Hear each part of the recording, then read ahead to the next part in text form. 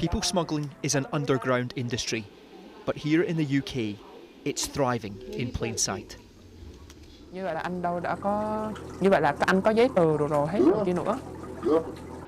We found evidence of workers who are coming here illegally from Vietnam.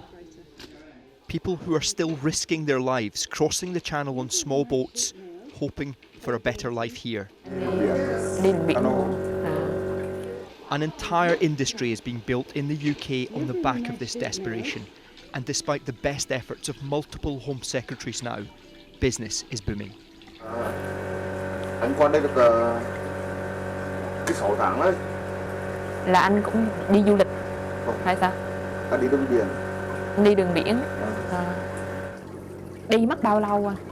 Đi thuyền tràm để nước Anh đi từ Pháp sang Anh mất 6 tiếng đi bộ.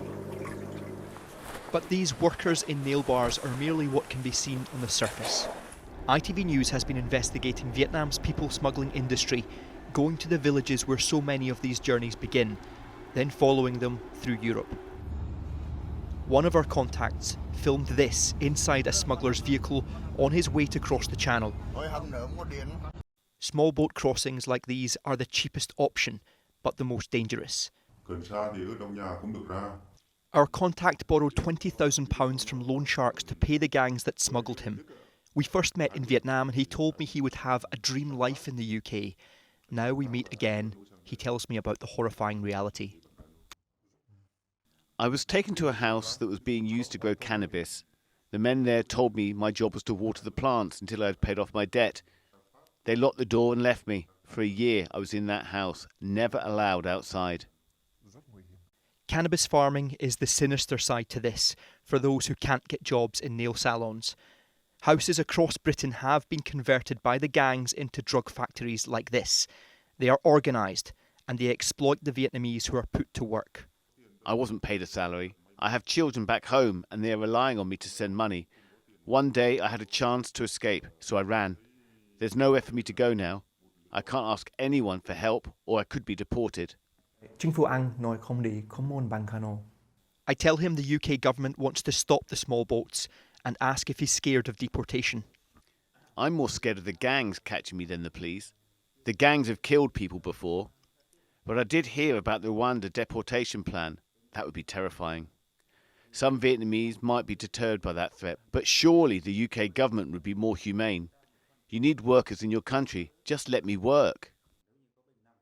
We have previously found Vietnamese children being exploited as well.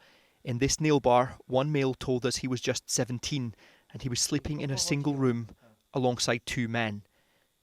But in another nail bar, this man tells us he has a friend who lied about being under 16 so he can remain in the UK.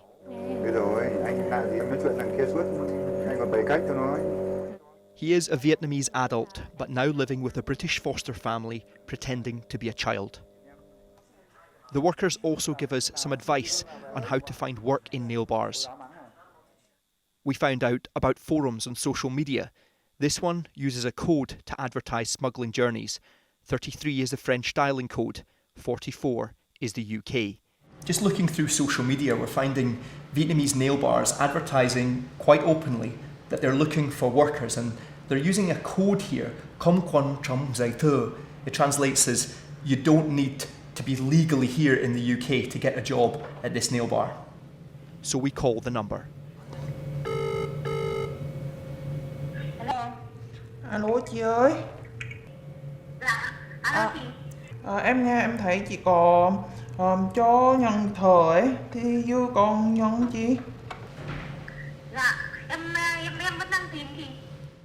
The job is 60 hours a week in a nail bar near London. Again, we're told there is no need for legal paperwork. Em mới quá, em mới đi thuyền quá.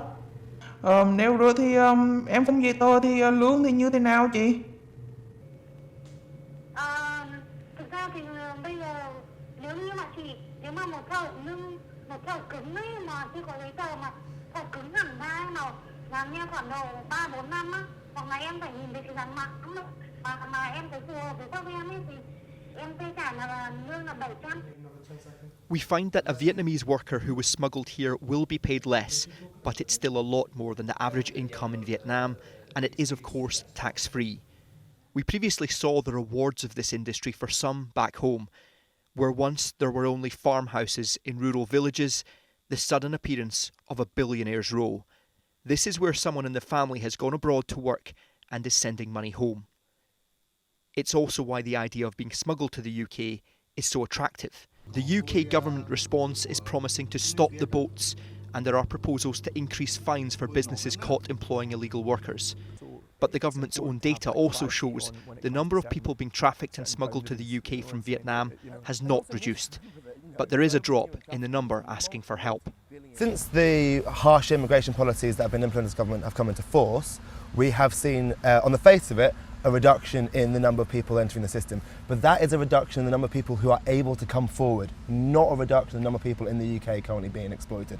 It's very important to remember that when looking at the data. So it's perhaps that they're scared to come forward? They're too scared, the system is hard to access, the threats of deportation and detention are limiting people's ability to come forward or their sense of safety in coming forward, yeah. This illegal trade in human cargo is not slowing down. The UK government's response is to be more aggressive in tackling the criminals of the industry. But as we've uncovered, this approach can have the opposite effect.